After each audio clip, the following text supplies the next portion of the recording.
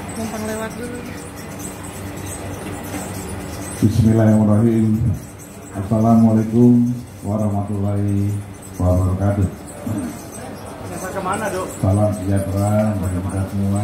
Selamat siang, Om Swastiastu, Namo Buddhaya, salam kebajikan. Yang saya hormati sahabat-sahabat saya, ada Pak Yudi Rasid, ada Romo Beni Susatyo. Ini abang saya, namanya sama Susatyo. Cuma bedanya beliau jalan ke surganya lebih dekat daripada saya. Romo. Kemudian Mas Ardi dan Adinda yang cantik yang menjadi MC. Saya baru kali ini melihat di Golkar banyak wanita-wanita cantik.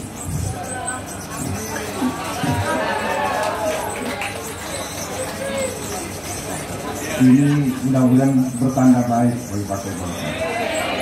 Karena biasanya saya lihat stok lama mukanya itu lagi itu lagi.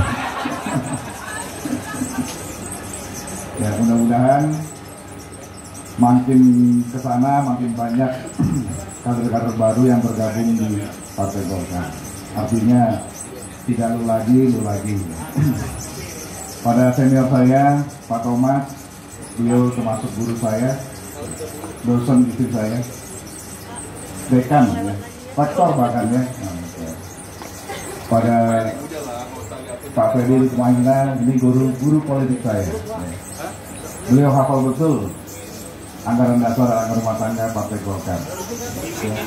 Makanya beliau hafal berapa banyak pelanggaran yang sudah dilakukan di Partai Golkar hari ini. Kepada sahabat saya bendahara umum Partai Golkar yang disia-siakan, Pak Robert Kardinal dan senior saya Pak Loren, Bang Daru Siska, ini senior saya di HMI. Sahabat-sahabat saya dari SMA hadir di sini, terima kasih. Teman bandel dan sahabat-sahabat dari KPPG dan SKPPI juga ada, dari Pemuda Pancasila juga ada, ya, dari Mapusi, Jayabaya, sahabat-sahabat saya kuliah juga ada, ya. Soksi juga ada, Kosgoro juga ada ya. Karena dulu awalnya saya Kosgoro. Awalnya Kosgoro sih. Dan teman-teman seperjuangan, sahabat-sahabat saya, wartawan DPR. Saya mau videokan aja. Nasib kita sama. Saya mulai dari ini nggak ada koneksinya nih. Nggak ada koneksi. Ini nggak ada koneksi. Kita tidak tahu akan jadi apa di depan. Maka kita bekerja saja, mengalir saja. Ada Bang Yoris, terima kasih Bang Yoris.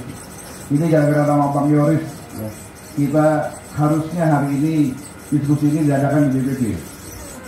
Tapi begitu dengan nama Bang Yoris, beberapa pengurus di sana ketakutan. Mulai dijaga ketat dan dikirimlah beberapa orang yang tidak kita kenal.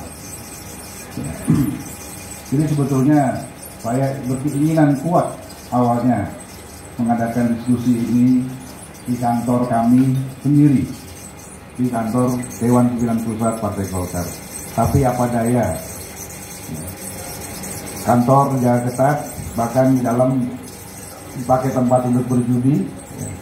Kita juga agak kaget juga, kok partai kita jadi seperti ini saat ini. Tapi mudah-mudahan badai cepat berlalu. Pantang mundur. Tadi juga tadi pagi saya dan Pak Yapto beserta seluruh pengurus Majelis Pimpinan Nasional Pemuda Pancasila diterima oleh Presiden untuk melaporkan bahwa PP akan mengadakan mubes di Medan tanggal 25 sampai 28 Oktober mendatang. Dan saya studi start tadi.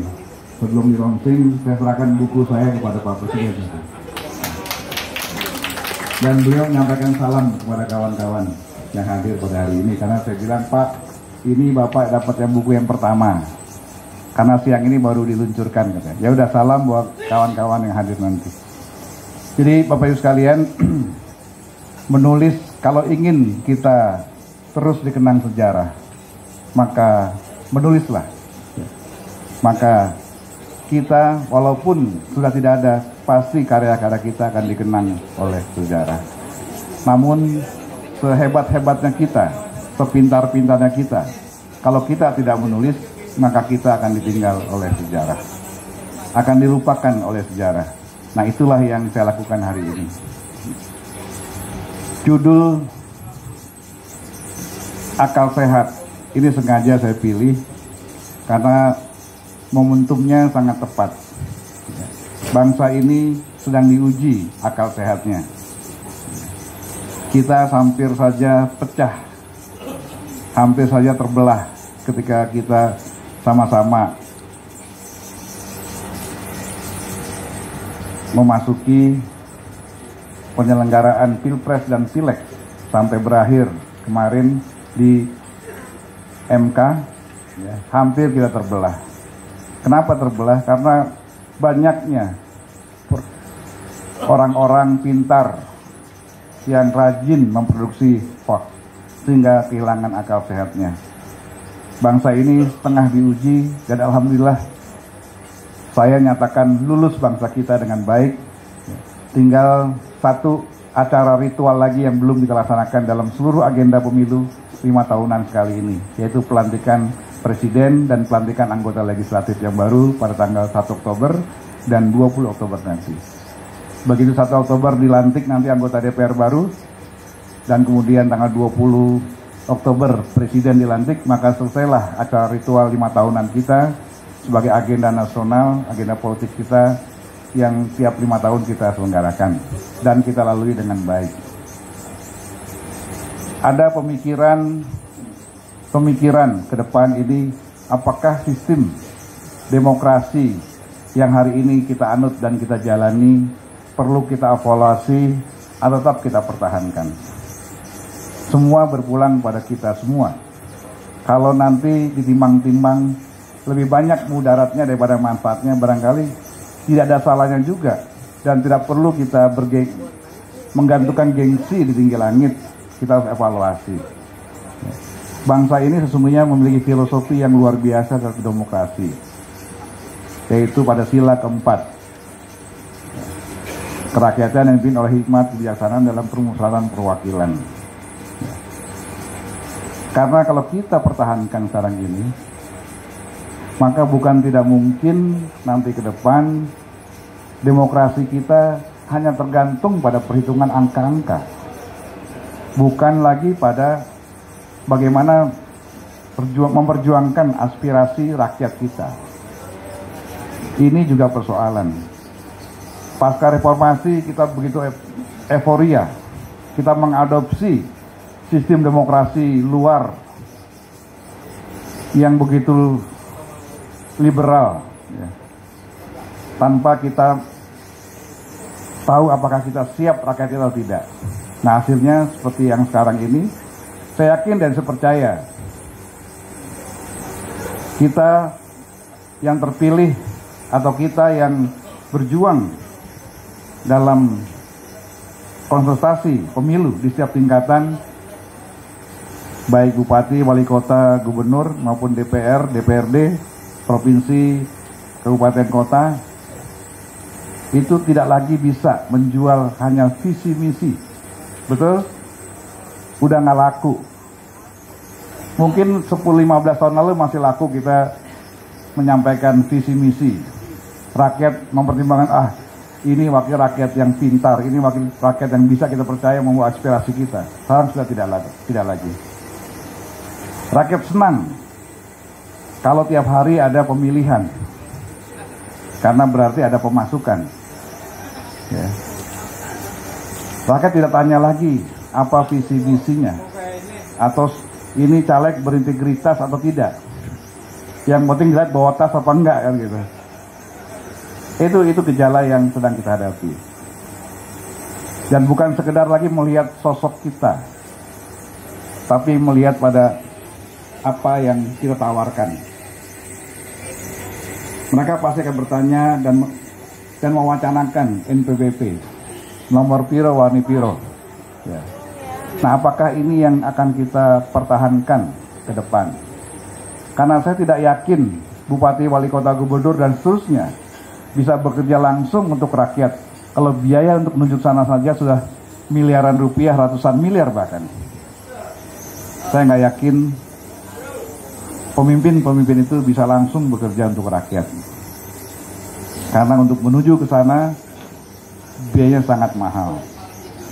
Nah, jadi akal sehat ini menantang kita untuk merenung kembali, merefleksi kembali perjalanan demokrasi kita, apakah kita tetap pertahankan demokrasi ini atau tidak. Kalau tidak, maka di DPR sana nanti, DPRD tingkat 1, tingkat 2 akan diisi oleh orang-orang yang berkemampuan ekonomi yang cukup.